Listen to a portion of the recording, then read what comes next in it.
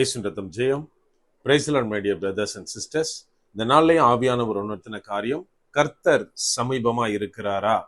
ஆவியானவர் உணர்த்தின வசனம் சங்கீதங்களின் புஸ்தகம் அதிகாரம் 145 வசனம் 18.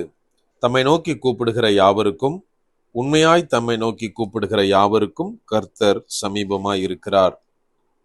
The Lord is nigh unto all them that call upon him, to all that call upon him in truth.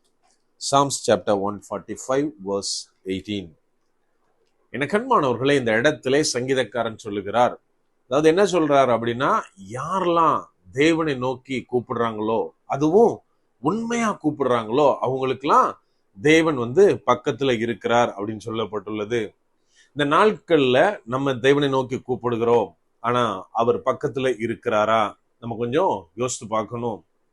நம்ம நினைக்கலாம், இன்னைக்கு நான் டெய்லி கூப்பிடுறேன் பிரதர், அவர் இல்லாம நான் எங்கேயும் வெளியே போறது இல்லையான்னு நினைக்கலாம்.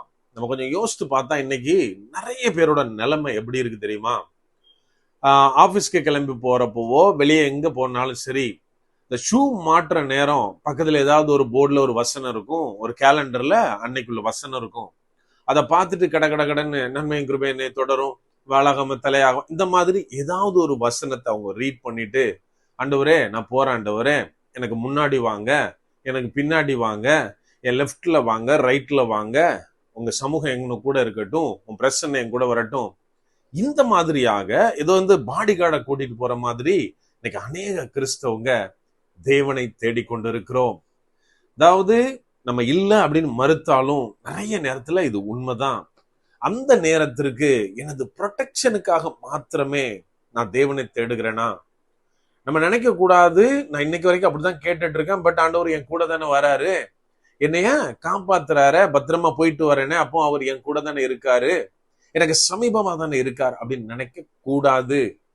இப்போ ஒரு சைன் வாங்குறதுக்காக ஒரு மினிஸ்டரோ யாரோ பெரிய ஒரு அத்தாரிட்டியான பர்சனை யாரோ ஒருத்தரை நம்ம பார்க்க போறோம், போயிட்டோம் அப்படின்னா அங்க போய் மனுன்னு எல்லாரும் கொடுப்போம்.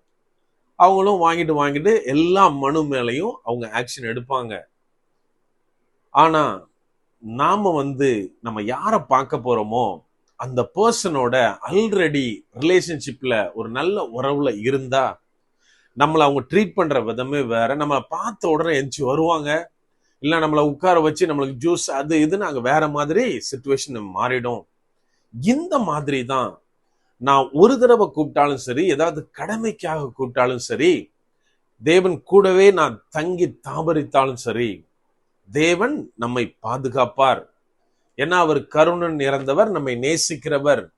நான் கூப்பிட்டுட்டு போறேன், என் கூட வராரு, மற்ற நேரத்துல என் வேலையை பார்க்கிறேன் அப்படின்னாலும் நம்மளை பாதுகாக்கிற தேவன். அதனால்தான் இங்க சொல்றாரு, தன்னை நோக்கி கூப்பிடுகிற யாவருக்கும் அப்படின்னு சொல்லிட்டு, உண்மையாய் தன்னை நோக்கி. இந்த உண்மையான்ற இடத்துல நம்ம ரிலேஷன்ஷிப்ல இருக்கிறோமா? தேவனிடத்துல ஏதோ என் ப்ரொடெக்ஷனுக்காக, என் ஆசீர்வாதத்திற்காக அவர் சமூகத்தை, அவர் பிரசன்னத்தை நான் தேடுறேனா? அல்லது ஒரு ரிலேஷன்ஷிப், ஒரு அன்வான்ட், அதாவது அன்எக்ஸ்பெக்டட் லவ்னால, எதையும் எதிர்பார்க்காம தேவன் மேல வைத்திர விருப்பத்தினால, ஒரு அன்பினால தேவ சமூகத்துல நான் இருக்க பிரியப்படுகிறேனா? தேவன் என் கூடவே இருக்கணும்னு நான் வாஞ்சிக்கிறேனா? நம்ம கொஞ்சம் யோசித்து பார்க்கணும். அந்த மாதிரி எந்தவித எதிர்பார்ப்பும் இல்லாமல் தேவனை தேடும் போது, தன்னுடைய உள்ளத்திலிருந்து அவர் மேல வச்ச அன்பினால தேவனை நோக்கி கூப்பிடும் போதுதான் அவர் சமீபமா இருக்கிறார் அப்படின்னு இந்த இடத்துல எழுதப்பட்டுள்ளது. அப்படியே கண்களை மூடுவோமா? அன்பான ஆண்டவரே, இந்த நேரத்திலே அப்பா உம்மை நோக்கி பார்க்கிறோம். ஆவியானவர் நீர் எங்களோடு இருக்கிறீர், அதற்காக நன்றி செலுத்துகிறோம். அப்பா, எல்லா நேரத்திலும் எங்கள் உள்ளத்தின் ஆழத்திலிருந்து உம்மை தேட, உங்கள் சமூகத்திலே அமர ஆவியானவரே நீங்க உதவி செய்ங்க. அப்பா, எந்த விதமான எதிர்பார்ப்புகளும் ஏதோ ஆசீர்வாதத்திற்காகவோ எங்களுடைய சுய பிரயோஜனத்திற்காகவோ உம்மை தேடாதவர்களாய், ஆவியினாலே தூண்டப்பட்டவர்களாய், அன்பினாலே கட்டப்பட்ட உமது பிள்ளைகளாய் உம்மை தேட மோடு இருக்க ஆவியானவரே நீங்க எனக்கு உதவி செய்ங்க. முற்றிலுமா எங்களை தாழ்த்தி ஒப்பு கொடுக்கிறோம், பலப்படுத்தி ஆசீர்வதிங்க. மீட்பர் இயேசு மூலம் ஜெபிக்கிறோம், ஜெபம் கேளும் எங்கள் நல்ல பிதாவே, ஆமென். God bless.